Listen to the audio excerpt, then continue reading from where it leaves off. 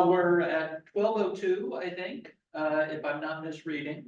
Is the mic on? Can you folks on Zoom hear us? Yes. All right. Yes, thanks, Casey, for confirming. My name is Brad Flam. I'm the Director of the Office of Sustainability, and I am very happy to welcome all of you who are here in person and those of you who are joining us on Zoom today for this, the third seminar in our Sustainability Research and Practice Seminar. We have a full program of 12 seminars this semester. If you are here in person, we have print copies of the program at the front, and those of you online, you can find a copy on the Office of Sustainability's website. We are very proud to have had a continuing collaboration with the Office for Research and Sponsored Programs and with the Sustainability Council's Scholarly and Creative Activities Committee. So thank you to them. Thank you to you for being here. And thank you to our two presenters today. And I am now going to hand off the floor to Shay Gillespie of SESI. Awesome. Thank you so much for having me, everybody. So I'm here to briefly talk about the WCU Votes Initiative, but also just generally what voter registration and voter access looks like through the lens from the Center for Civic Engagement and Social Impact, where I serve as their Associate Director. So I oversee these levels of civic engagement programs, but also a lot of what I do is oversee the pantry. So if you're looking for the pantry person, I am the pantry person as well. But to give some context as to what SESI does and our work, we're here to promote community-based learning experiences to address issues of public concern through mutually beneficial partnerships and empower students to be active citizens in their local, national, and global communities. So that's a lot of word salad, but as it pertains to this conversation, we're really just hoping to provide students with the skill set that once they leave Westchester's campus community, they feel empowered and with a toolkit to engage in their whatever community they're going to be going toward in an effective and meaningful way. And that can be voting in an election. There's obviously a lot of other ways that you can engage, whether it be through volunteerism or participation on boards, committees, things of that nature. But as we know, or, I don't think I need to argue the point that voting is a huge way to get involved in that community and to have a voice in a community, both on the national scale, which is obviously a huge topic of conversation right now, but also in local elections, because those representatives tend to be a little bit more accessible to speak to about the issues that you might have, and you might be able to see those changes in a more meaningful way in your day-to-day life. So I just wanted to broadly go over what civic engagement can also look like. So I'm talking about this political involvement, voting, being engaged with your representatives. It's also an underlying element of social responsibility. So feeling as though being a member of a community, you are not just a passenger, but a participant. So being engaged and feeling as though the issues of your community are also issues that you have the ability to and obligation to address. Community research, direct service. So something like that would be regular volunteerism, getting engaged with nonprofits, which a little plug, if you are physically here in this room right now, the volunteer fair is happening right now in the Sykes ballrooms right downstairs until 2 o'clock. So after this, if you're feeling empowered and you want to go try to find a space to volunteer, we have a lot of great nonprofits on campus. Also philanthropic giving, if that is of level of access, we tend to hold folks, in corporate positions a little more attainable to this, but it's certainly an avenue where a lot of meaningful change can be made, as well as advocacy and education. So that can be, any level of advocacy, protests, whatever that looks like in order to spread the message about an issue. So in order to talk about what Westchester's history has been in voting in elections, a really good resource for us is called the NSLVE report, and that stands for the National Study for Voting, Learning, Voting, and Engagement. So what the NSLVE really does is it takes public voting records and compares it to enrollment data, and this is done through Tufts University National Student Clearinghouse. So essentially Westchester pays for this service to take the public voting records and our enrollment data to be able to compare and see how many of our students voted in both the midterm and the general elections. And having, this data is really important because it helps inform the tactics that we take moving forward to get students engaged in voting. So these are just things that came from the 2020 report. So we know 2020 was a little bit of a strange year, especially when it comes to voting in person, being that there was a pandemic happening at the time, still happening. But in that way, this was what we found. So about 78% of Westchester students voted in the general election, which is about a 16% change from what it was in 2016, which is a great jump. And it is also about 12% over the national average when it came to other institutions of higher education. So we're sitting pretty in that. We're definitely very proud of that. But a number that I always like to point out is in this graph over to the left, if you're in front of me, well, I guess left either way, we have the registration rate. So you will see in 2020, the registration rate of WCU students was about 87%. So only about 78% of those registered students got the vote out. So that gap is bigger than we'd like it to be. So right now, especially being that the voter registration deadline that is coming up is upon us, we're really trying to navigate ways and find ways to ensure that students are not only registered to vote, but they feel empowered to show up on election day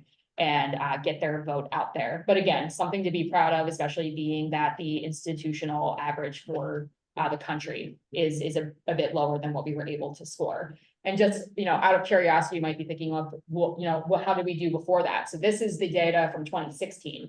We had about a 61% voting rate as opposed to, what it was in 2020, the 78%. So again, that was the huge jump. And then before that, we were sitting at about 50.4% for 2012. So we've been steadily climbing in terms of students being able to show up and vote in mass, which is great. But as we continue to see, the registration rate is always sitting pretty significantly higher than the actual voting rate. So all of this to say, this can help us inform tactics that we use to get students to go register to vote, especially because the NSLVE doesn't just measure voting rates, but it can also break down further. So this is a breakdown by voting method. So you'll see here, this graph admittedly is a little confusing to read, and I still have a little bit of a hard time reading it. But essentially, you'll see that in 2020, the methods of voting in person dropped significantly. And I think we all kind of know why, with social distancing. But it also is a level of access, right? Like, especially for college students.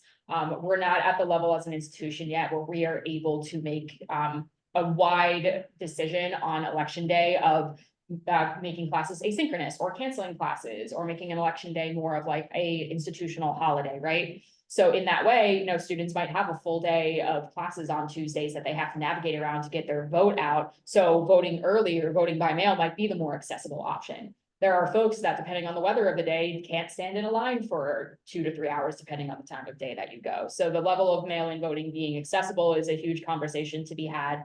And we definitely saw those other alternative methods of voting and a rise in absentee or early voting and mail-in ballots rising as compared to a lot more physical presence at the polls in the early years. But again, I think with the pandemic, that was a responsible decision for a lot of people to make. It can also break down by identity. So it was able to measure by race and ethnicity. They did not measure this in 2016. So we don't really have a good place to start as it compared from 2016 to 2020. So the general elections, but they did measure it in the 2018 midterm election. And, so this will look like a huge jump and a huge increase, but, for better or for worse, people just don't tend to show up for midterms in the way that people show up in the general election. So for that reason, voting isn't something that you do once every 4 years. It's something you should be doing every single year. So in that way, how is it that we keep this energy up and the momentum going in those moments to ensure that those gaps don't look as though they're as big as they look here? And we should be able to see that data in a more meaningful way in 2024 to see what our actual impact was. Which we should be getting. It usually takes about a year to get our data back. So maybe by the end of 2025, we'll actually have a better idea. Other notable metrics from 2016 to 2020, we saw all fields of academic study and programs rise, and as well as all education levels, but notably first-year student voters rose 22% from 2016 to 2020. So I always like pointing that out because I think it often speaks to obviously generational changes, but it also speaks to our ability as an institution to get them early and often registered to vote, whether that be in Westchester or by mail from their hometown.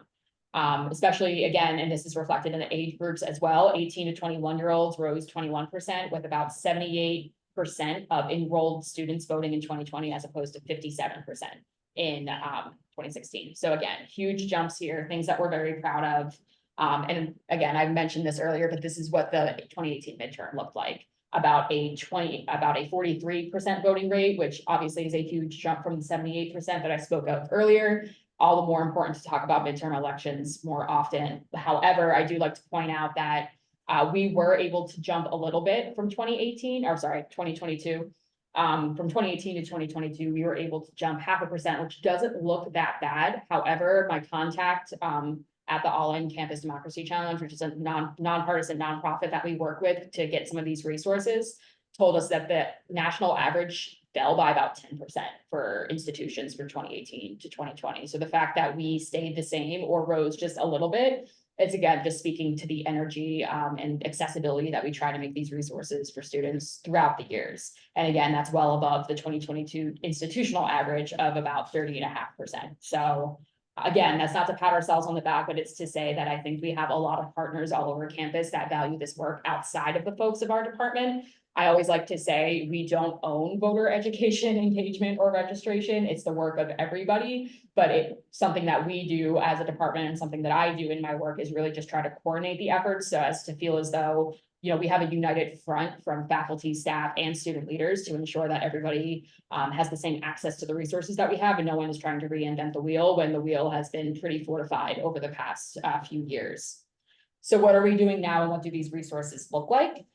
So we have a WCU Votes site, so it's just /WCU Votes. And through that, we were actually able to get a branded Westchester University voter registration portal. So this button up here, this register to vote button, will take you to a portal that is powered by vote.org. And what's great about it is just to ensure that regardless of a student's home state, it will pivot them to that site. So a lot of folks will use the PA voter registration site, which makes sense. If a lot of people are registered to vote here, some folks where that's not their home state, that might not be helpful to them.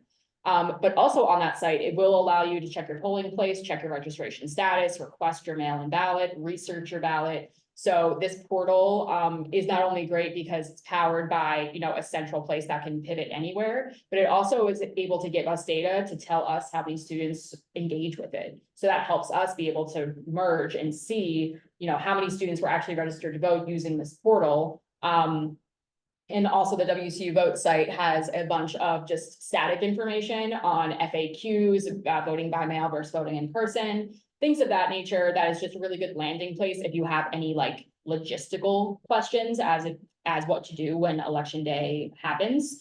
And all of these QR codes will link there. So these are some branded WCU Votes things that marketing was able to make for us. One that has a voter registration deadline, one that just has the QR code, and one to make a voting plan. And that is something that I crucially like to emphasize when it comes to voting, because I think a lot of folks registering to vote, you know, there isn't a lot of barriers to that if you are able to vote. However, again, thinking through November 5th and what your day is going to look like, and thinking about the accessibility of parking at the polls, getting to the polls, navigating the polls, is not something that a lot of folks think about until maybe the morning of or the day before. And then all of a sudden it gets really overwhelming, and then it costs them their vote, right? So how is it that we are going to strategize and think forward to ensure that not only are you registered, but ensuring that your vote counts? So this is actually fresh up, like hot off the presses. This is through a partnership with Student Leadership and Involvement, where this is going to be a student organization-wide voting plan competition. That's a lot of words. Essentially, if you are part of a student club or organization, you can invite your members to submit voting plans, and the organization that gets the highest number of voting plans gets programming money from SLI into their account, which is really great. We really appreciate the support from them to be able to do that. Rules being one person can only submit once, so we can't saying if you're a member of like 3 organizations, you got to choose one. Sorry. But voting plans can be submitted from non-members as well. So you could table for not registrations, you could table for voting plans. You can get your friends to submit voting plans, but they do have to have a Campus Groups Act or a Campus Groups account. So they have to be Westchester enrolled students.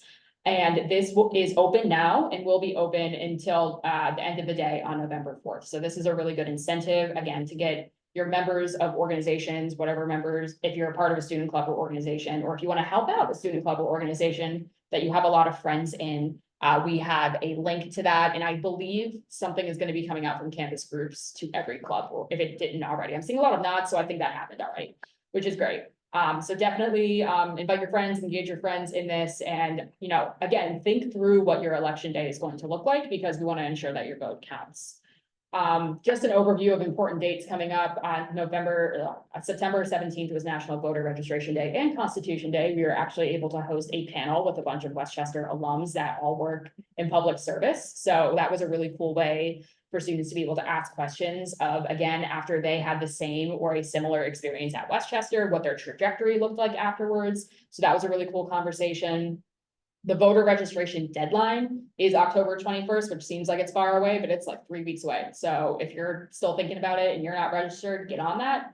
And then the last day to apply for a mail-in ballot is October 29th, a week before. So that is very important, especially when you're thinking about where your polling place is, accessibility to the polls. If you think it's a safer bet to vote by mail, that's the last day you can request a mail-in ballot.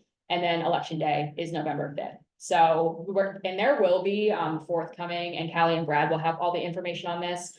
We are in the process of having a shuttle that will just be going to the polling places that aren't on campus. So if you didn't know, if you are registered to vote on any of the North Campus residence halls except Goshen and Tyson, your polling place is the rec center, which is great. But if you live in Goshen or Tyson, it's a church that's about a 10-minute walk away. And then if you live on South Campus, it's an elementary school, which is about also like a 15-minute drive. So we are right now in the process of getting a shuttle that will be running all day on election day to ensure that regardless of where your polling place is, you're able to get there within a reasonable time frame.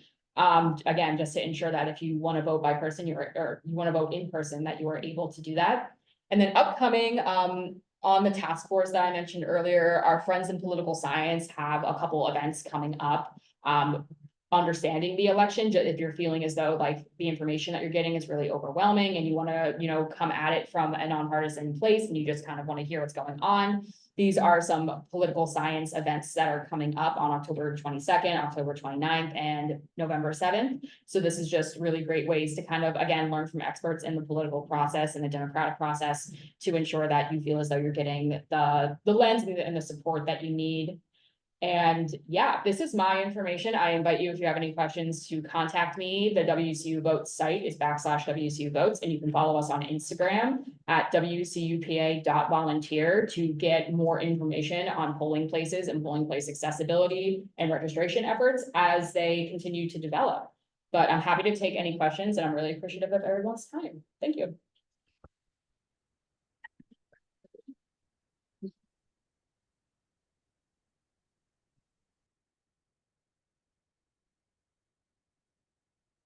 Or I'm just happy to turn it over. Oh, yeah. Well, I have a question. I always hold back to Sure. make someone else ask a question to start. That 78% turnout rate or voting rate in 2020 seems really good. Absolutely.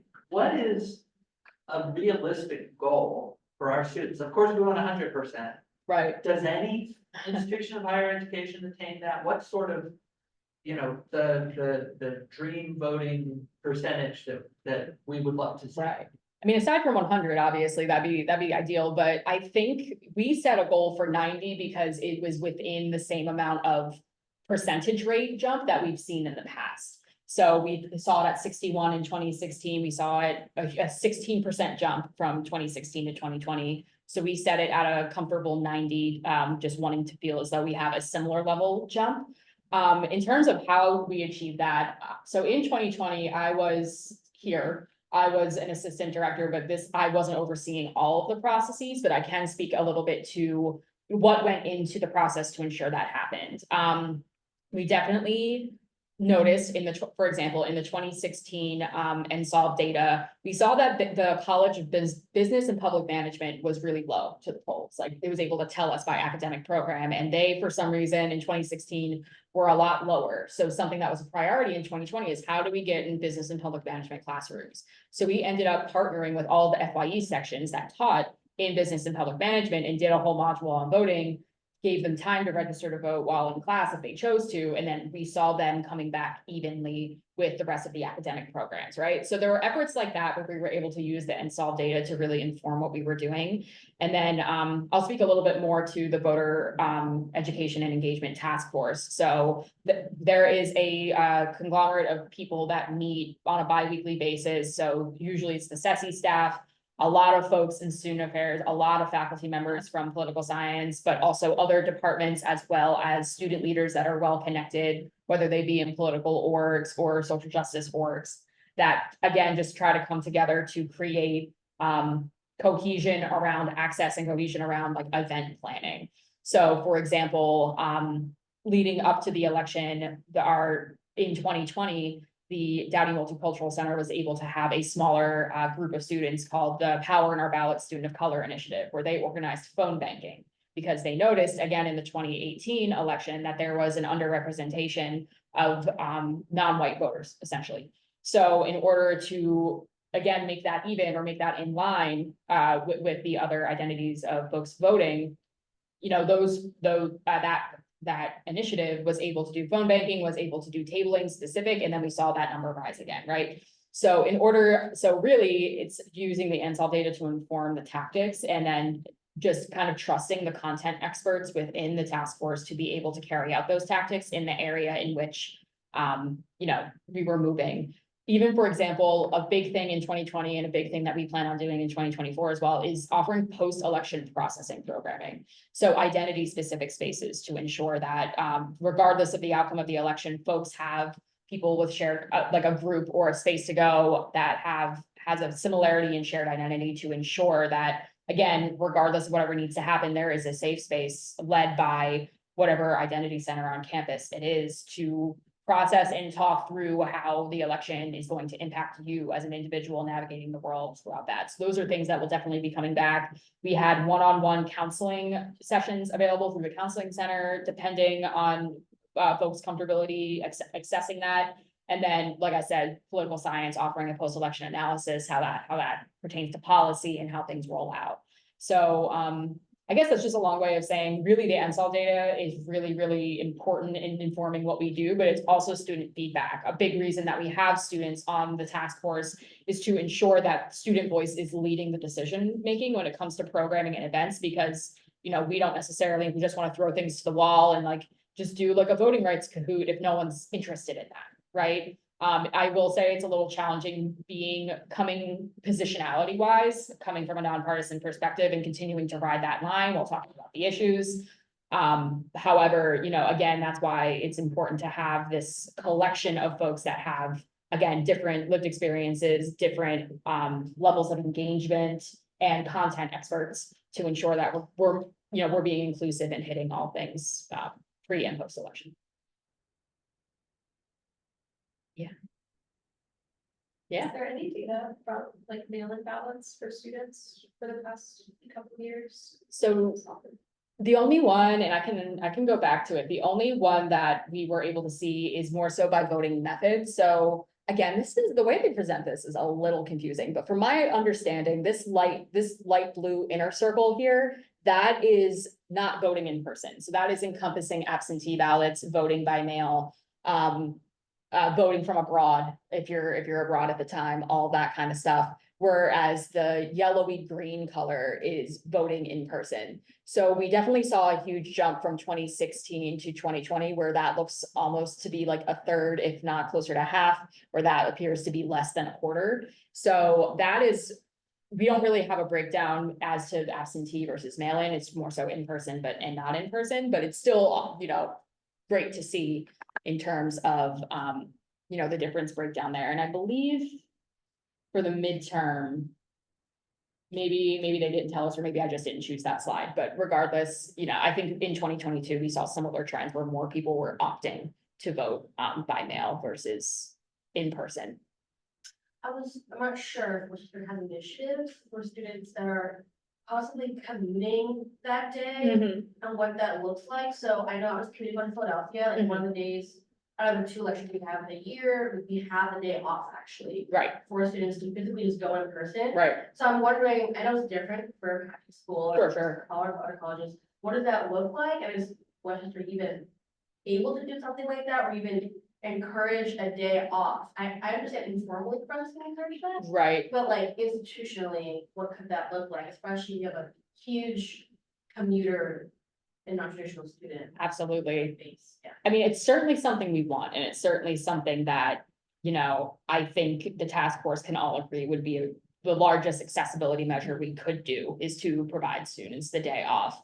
And I think especially with the new president, I don't want to say it's off the table, but I also know that it's a new president and it's got a lot of things that she's working for. So I will say, you know, it's not an impossible ask. And I don't know, and I don't know the institutional knowledge of like what it looked like in 2016 quite yet. I see someone is raising their hand in the Zoom room, so maybe they do, but yeah, I mean, I think it would just really take a united front, like, especially from students, just being able to say, like, this is something we want, like, this is something we're invested in, because I do think that administrators, while they do have power in terms of communication streams, I think students' voices carry a little further when it comes to just saying like, no, this is actually like, this is what we want, and this would be helpful for these reasons. So collective action is my answer to that. And Shay, do you have time for one more Yes. question from Cheryl? Yeah, absolutely. Okay, Cheryl, go ahead. Hi, I'm afraid I can't really speak to like institutional practice in 2016. I mean, I know we've never, you're right, had the day off, right? But that aside, one of my main concerns in terms of information is mis and disinformation out there, especially as it's floating around on social media sites. So I was just wondering if there's any programming. I didn't really see the one from political science too clearly. Is there anything being done in order to talk with students about this besides like what we're doing in our classes?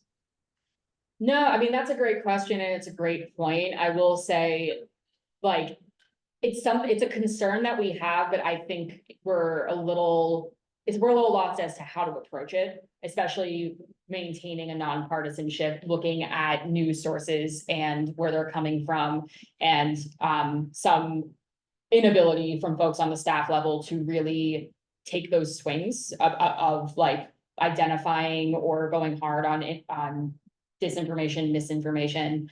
It's definitely something that we would be interested in partnering on, or if there are faculty members that are interested in kind of like leading a charge on like a workshop or something like that. It's certainly not out of the realm of possibility. And I think it's something that students would see a lot of value in. And I know I can't speak to whether it's been done before, but the task force certainly is willing to like, you know, hear any program proposal or anything like that and see what we can do to make something like that happen. The library faculty have been great Oh, when yeah. it comes to this type of approach. Yeah. Oh, totally. It's a great suggestion. Thanks. Yeah. Is there somewhere you can go to see where your voting information is? Yeah, so that WCU Vote site, if you hit that register to vote button, it's going to take you to a registration portal, but on the top right is actually going to be like a more section, like a drop down, and then you can hit like check my polling place or even check my registration status. If you hit check my registration status, it'll take you based on where you think you're registered to vote and tell you where your polling place is, or if you know that you're registered to vote, it will tell you where you're supposed to vote there.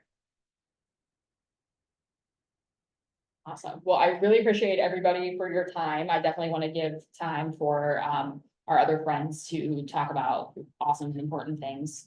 And I got to run and do another fair, but thank you. Thank you. Yeah. All right, I'm just gonna mute us for 1 second while we get Abby, our sustainability peer educator, set up to share a little bit about sustainability and voting. So 1 minute and we'll be ready for Abby to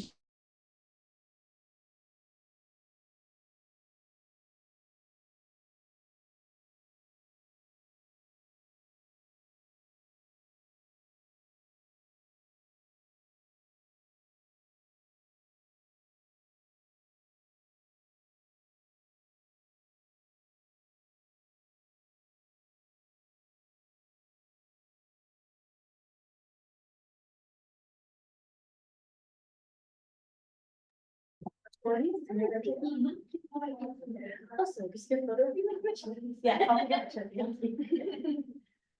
Am I unmuted? People can hear me. I'm good. Let me make this smaller so you can see. Okay, I think we're good. Okay. Yeah. And we do have some. Everyone can hear us, right? You ask, All right, I think we're good.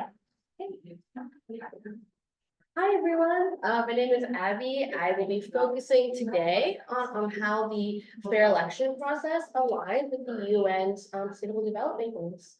I know this can get a little bit heavy in regards to content and what the Sustainable Development Goals are, but today we're going to focus on that today.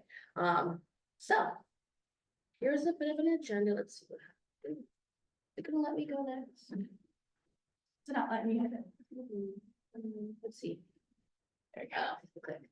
Okay, so just to give an overview of what exactly we're talking about today. So today, there's an introduction to the SDGs, Sustainable Development Goals. I'll be calling them that from now on to be short, so I don't have to say the entire word. And why the Office of Sustainability cares about the SDGs and what exactly that we'll be focusing on in regards to the fair election process. That specifically is SDG number 16, and then how fair elections actually align with SDGs and sustainability. So those are just some of the things that we're discussing today, just so we have a little agenda and overview.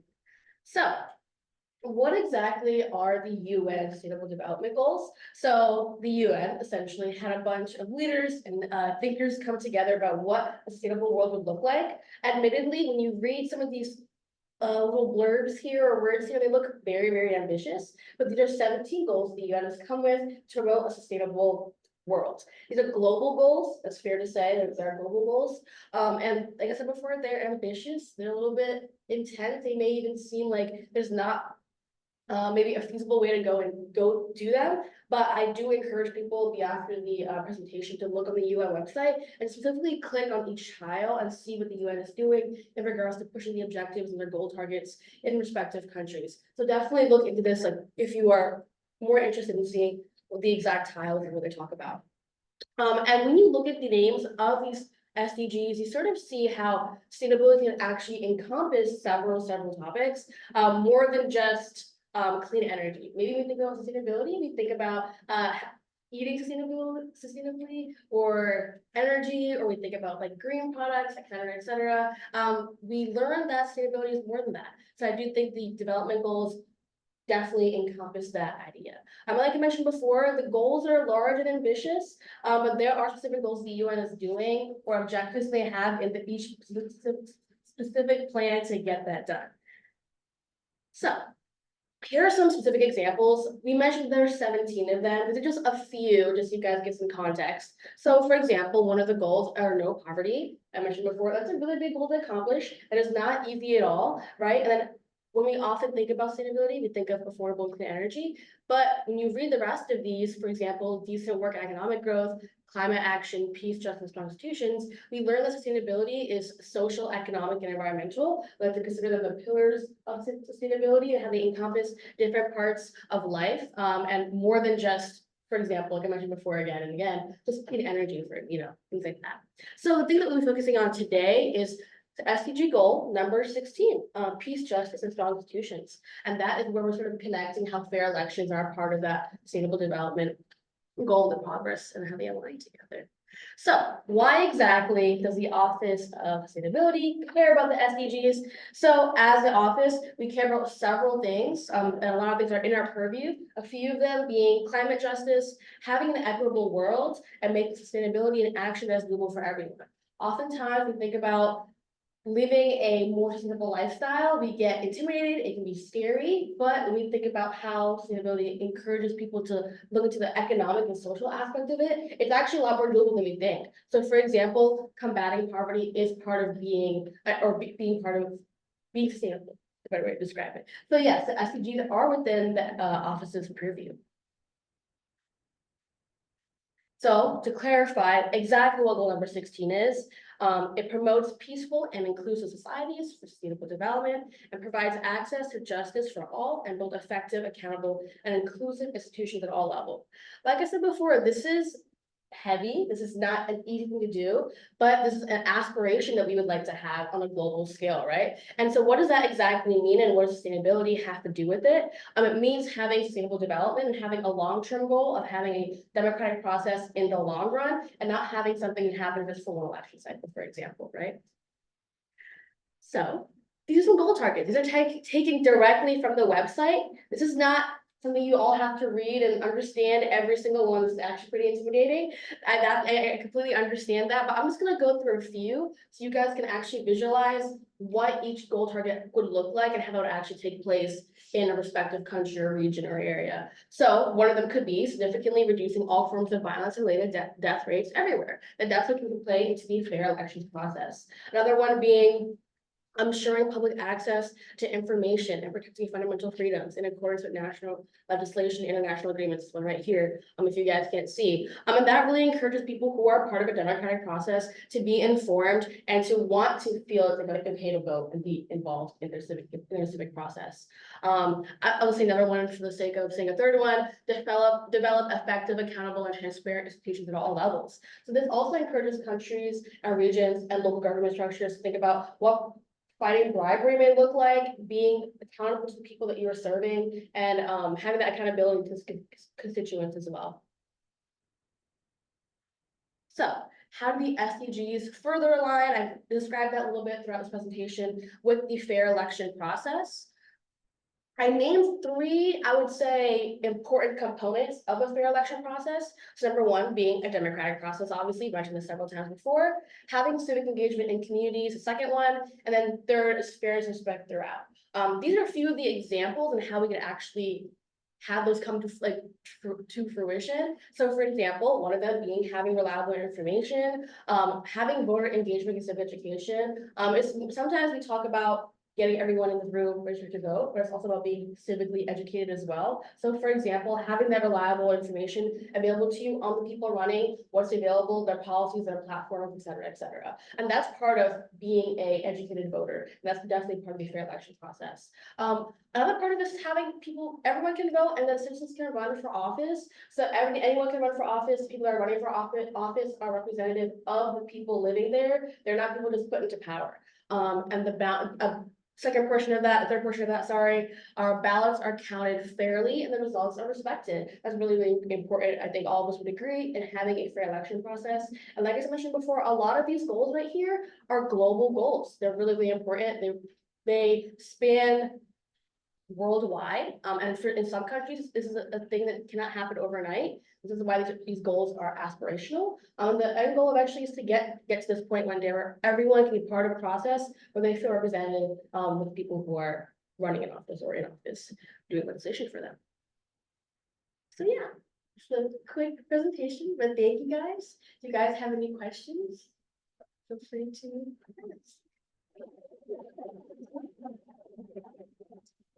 Oh, hold on, I'm sure there are questions. I'm sure there are questions.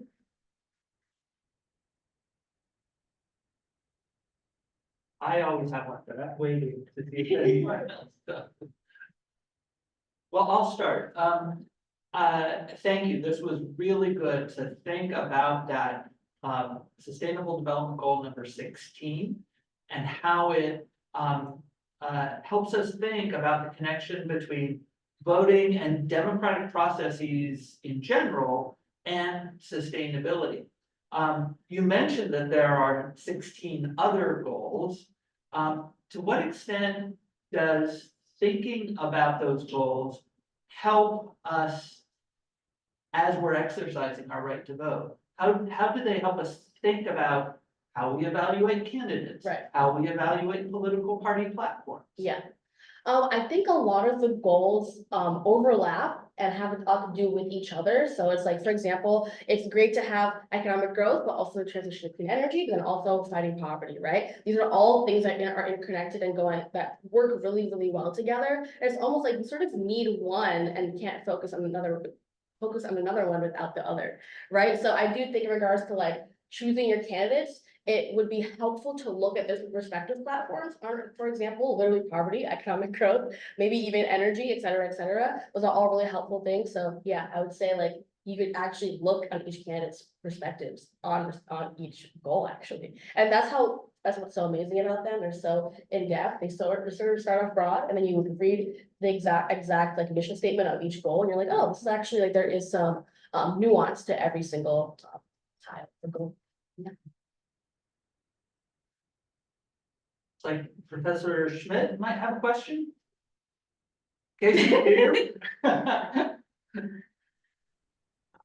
I didn't necessarily flag a question, but I'm very intrigued by this because I was at the COP conference this past November and December, and one of the big takeaways when I was there at the UN was that democracy seemed to be a real hindrance to resolution making at the UN, and it's something I've been kind of working through. So either our presenter or anybody else, I would just love to hear kind of thoughts on, we say that democracy and these goals do go hand in hand, but at the actual UN climate conferences, it's often the democratic nations that prevent things from actually happening because democracy lends itself to kind of populist or capitalist voting blocks that don't actually, it's easy for an autocratic nation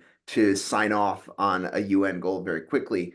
But no matter what John Kerry or anybody else at the UN for the US says, the United States voting bloc and the United States legislature might be opposed to those resolutions. And so they're not going to sign on. So I was wondering if anybody had any more thoughts on that, not the resonance between democracy and these goals, but maybe the tension between more kind of capitalist, extractivist, populist oriented democracies and these goals. Is there also a tension there?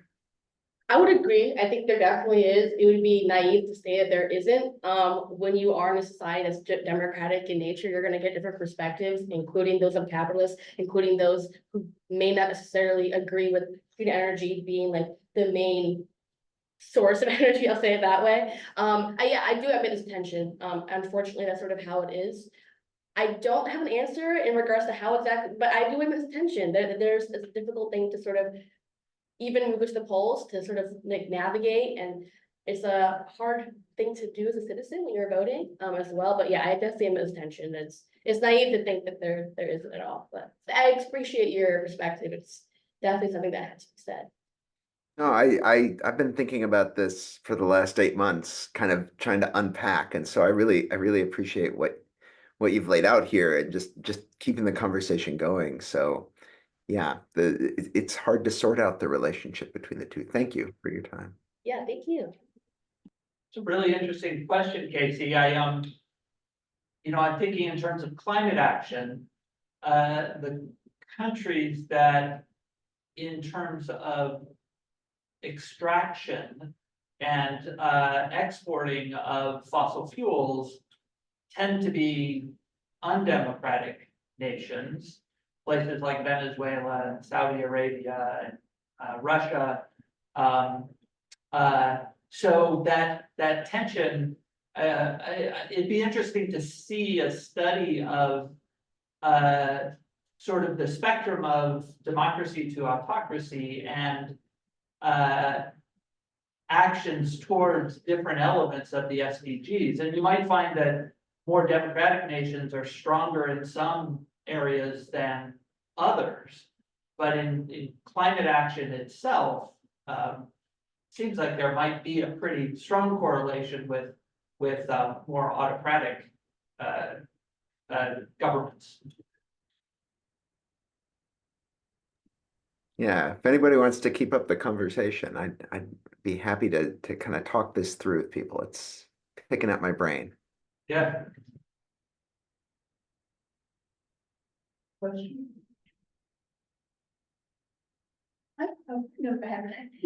this is still kind of connected to the same general concept, but the idea between like justice and rights kind of battling was kind of flowing through me. And the fact that you talked about like the right to be informed when talking about social justice, but then there's also the right to speak, I guess, with like misinformation and disinformation, how do we really work against that? And, I feel like a big tactic with government right now is just exhausting all of your voters, that way they don't want to vote. Yeah. And I feel like that also connects to what Shay was saying earlier. But just like, how do we respect our rights while also wanting justice? Yeah. And trying to teach people to be selfless in order to want these goals. I think it's a very nuanced answer, so I will say that. As someone beyond Westchester who's been really involved in like the voter registration process, civic engagement, I will say there is more to do beyond voting and going to the polls, right? And what that looks like and invest in your community. Because it is very easy to get burnt out and look at what's happening in the world and be so upset. And it's really, really difficult to watch what's happening in regards to, for example, climate legislation not having yet passed, and you're just like, I don't understand, right? Like, I thought I voted the right person in. And unfortunately, disappointment is natural in democracy, right? And when you're combating misinformation, I don't necessarily have the clear answer for that, because we're sort of living in a time where that's sort of like a hot topic, so I do want to navigate that carefully. But that being said, I do think it's important to be as educated as you can be. I do think it's really helpful to talk to people from different perspectives, though. Like, that's something I've always felt to be really incredibly helpful for me, to sort of navigate those conversations carefully, but to also have a lot of grace, talking to people from different perspectives. In that regard, it's not easy. It requires a level of humility and like community organizing and like really being invested in people. But yeah, there's not a clear answer to that. It's definitely, it's hard. Voting season is not easy for anyone. But yeah, I hold space for that. My question was also about education. I think if you want to add anything else about the importance of people educating themselves, or I like what you were starting to say about having conversations. Yeah. And like in-person conversations maybe instead of just like doing everything online. Like, definitely like a situation, you get online, it's so easy to like demonize a human being and what their values are. I personally am of the opinion, like I, someone who like, as someone who's been politically engaged and also specifically engaged in voter education stuff, you can have those conversations. It requires, like I said before, a level of emotional energy, and you have to be ready for that as well. But I do think in educational space, like places like Westchester are an excellent place for that. In the educational sphere, like that is where you should be engaging, take advantage of those spaces. I particularly enjoy seminars, and when I get to hear other students' perspectives, like I'm an urban planning major, right? Hearing their takes on development and things like that, like things I have never thought of before. I live in the city, I'm not thinking the perspective they are, right? So having an open mindset is really, really helpful. I understand what I'm saying is vague in nature, right? But it definitely goes a long way. But yeah, it's like I said before, it's not an easy question to answer overnight. It's sort of like a process people have to go through by themselves. All right, any questions on Zoom? All right, well, thank you very much, Abby. And thanks to all of you for joining us. If you'd like a copy of the program, please feel free to grab a copy before you leave today.